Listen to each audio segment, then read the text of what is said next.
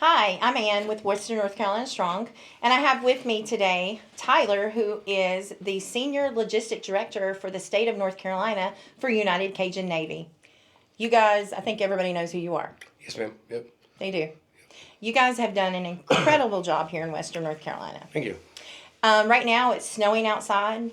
The temperatures are going to dip down to what? The wind chill right now is 22, and tonight is going to be single digits. Tyler, how has it been preparing? Can you tell the American people right now what you guys are preparing for and where the state of some of these places here, what it looks like? It still looks, awful. Some places still look like third world countries, war zones. We're preparing as far as sustaining life, keeping people warm.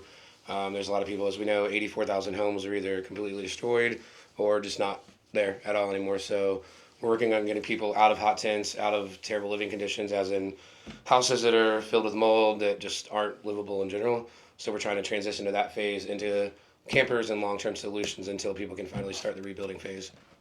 Yeah. Fortunately, I had the privilege of being with these guys this past weekend. And what I love the most is being with you all out in front of Ingalls. We were in a convoy. We were heading to a holler out in Black Mountain that we were told that we probably needed to visit. And as we're out there waiting on everybody to come together and talk about the plan that we were getting ready to execute, people were coming up to you, Tyler, and thanking you guys for what you're doing, thanking you for being here still. And from what I've been told, United Cajun Navy is in it for the long haul. Yeah, we're one of the, there's you guys, there's other organizations, but for the most part, there's like 3-4 organizations that are still here. Yeah. The rest have gone home. That, there's very few that do it long term like we do. Yeah. The needs of the people are still grave. Yeah. There's an area that's only 4 miles off of I-40 that still does not have power and that still does not have running water. Exactly. Yeah. Now, we just got generators too the other day. Oh yeah, they just took generators to that area the other day. Also, what I find very interesting is people always ask me, how do you feel about what the government's done and the lack of what the government's done? And my response always is, I can tell you some good things, and I also can tell you that shame on you. That's what I do. I'm not gonna. I won't speak down on any other organization. The government does their thing, but they do help people. But it's a process. It's crossing the T's, dotting the I's, and it's a long process. And United Cajun Navy, my directors, my team lead Bailey, my side by side Darren, we are now. We don't want to cross T's, dot I's. If you're in need and you need help and you need to stay warm, you need a place to live, we are in action now. And that's just how we operate. We don't wait on people. We don't wait on the government. We don't wait on funding. We get people help immediately. Exactly. And you did mention funding. So United Cajun Navy has some needs right now. They're needing some side-by-sides that are winter side-by-sides. Also, fuel. Yep, fuel. Each car probably spends $100 in gas a day going to from our operation our operation zones. Mm-hmm. And when I say that, this is where I kind of come in at to help facilitate with these gentlemen of getting funding for them. So you can donate to unitedcajunnavy.org. And on there, you have to make it specific. So if you want it to go to these volunteers, let me tell you, they're doing the work. They're out there, they're running, they're going, they're using their personal vehicles. Send them some gas cards. Not only send them some gas cards, but when you make that donation, let people know this is for the volunteers that are out there, boots on the ground, freezing, going in, helping these people, rescuing these people, because honestly, there's still rescues to come. Still search and recovery, there's still plenty going on. Yeah. So I do have a really good question. So the challenges out the gate the first time, they were pretty powerful. Oh yeah, 100%. But let me ask you, what do you think about the challenges out the gate for the winter this second time in the state that things are in right now? How fragile the structure is. Completely different, because you have things that are, power lines that are still damaged, trees that are still damaged, trees that are still over overpasses, and it's snowing right now. I don't know if you can see outside, but there's probably an inch of snow on the ground right now. Ice coming, it only takes 1/4 of an inch to bring down power lines and tree limbs. So with that coming, the infrastructure is already ruined. So just a little bit of damaging weather is going to make it 10 times worse. Mm-hmm. So it's going to go from the operations like Bailey. Bailey runs our, search and rescue. So that's a different operation than it is now. Now people they don't have insurance. They weren't in flood insurance zones. So the rebuilding phase, especially with inclement weather coming in, it just makes it, almost as challenging it was when Bailey was rescuing people from flooding waters day one. It's just, it's a different ball game, but it's still just as important as what operations day one as it is, 97 now? Yeah. So. Yeah. So Bailey and actually Darian that he spoke of are actually here in the house with us today, but they're preparing for what the next step is this evening. I actually overheard Bailey before we got in here saying, I'm going to make the call pretty soon to pull our guys, no more, you're not on the roads anymore. So what you guys don't realize is these gentlemen also are protecting the lives not only of the people in Western North Carolina, but they're volunteers as well. Because if we don't have these volunteers on ground, no one gets helped. So always keep that in mind. Always pray for these organizations. And always remember that they are here and are planning on being here. We're looking at a 10-year plan. It's not a short sprint. It is a marathon. And we need everyone to realize that. And the thing is, with the weather, I wish Bailey could have joined us, but I understand what he has to do. Bailey's rescues are going to be totally different than what Bailey's rescues were in the beginning. 100%. And we can't get That's why we're going back to we can get air, but it's depends on the process. It depends on the rescue mission.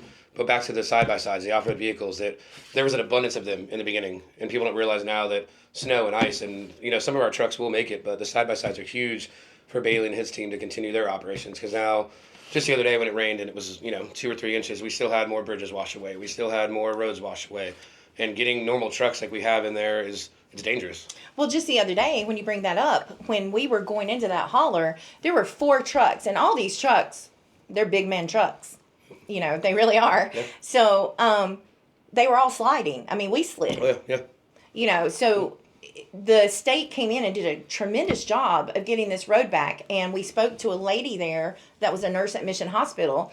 And she was sharing that they really wanted to take the easement back further, but the residents were like, no, you're not doing that. So now it is a much bigger road than what they had, but there's no traction. No traction. And there's still water. You can tell it's still going to wash away again. Oh, absolutely. Just because the draining is not sustainable. It's not coming under the road. You can still see where they did push it back and they spreaded gravel out, but you can still see it eroding again on the sides. So. Tyler, have you guys talked in your meetings? As you guys can see, this is their board. Is it an action board? It's double sided. Both are up to date. We also have an app called Monday that's up to date, and we have Google spreadsheets that are all up to date. So when we're on the road, if we don't have this nearby, we still have it on our phones to where we can, Bailey can operate it, Darren can operate it, everybody on the ground can still access it. Okay. So. In that area we were in and seeing those slides that were vulnerable, we know they're coming down. Oh yeah, for sure.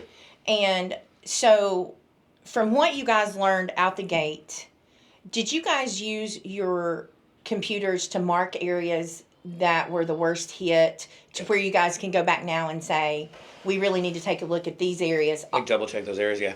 We have a map that has 49 spots on it that we can pull up on.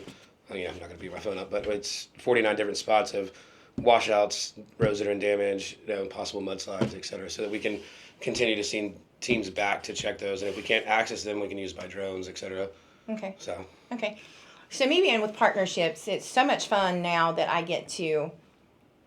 I'm at the point where I can break away and talk to you guys and work alongside of them. Even though I've been talking to them and working with them since the beginning, now we all get to meet each other, and it just makes it so different because it develops those relationships even more. Yeah. And I just want to tell you, we're very grateful that you guys are doing what you're doing, and I personally know these people are so grateful that you're here.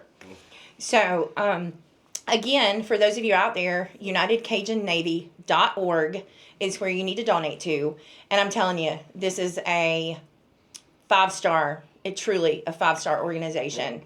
And I thank you. Of course. We thank you. And I know so many people thank you. Awesome. And as always, we are Western North Carolina Strong. Absolutely. And Tyler? 100%. We are Western North Carolina Strong. Thank you guys. And you know what? We'll have an update with these boys later on, and we're going to follow them through. Also, anybody that has a GoPro, honestly, I love that they have the drones, but I want GoPros on their heads. And if you guys have GoPros and you want to donate them, please send them. And it will give you guys up close and personal. You'll get to be on these missions with them. Now, some things will be edited out because we can't show survivors. We can't show some things, but they need those. And that's one thing that I'm going to work on, trying to get these boys as well. But also, we need fuel. We need ATVs. And GoPros would be great. So if you have a GoPro that your child's not using anymore because now they're drawn in it, let's do the GoPros. And you can reach out to me at Ann at WNC.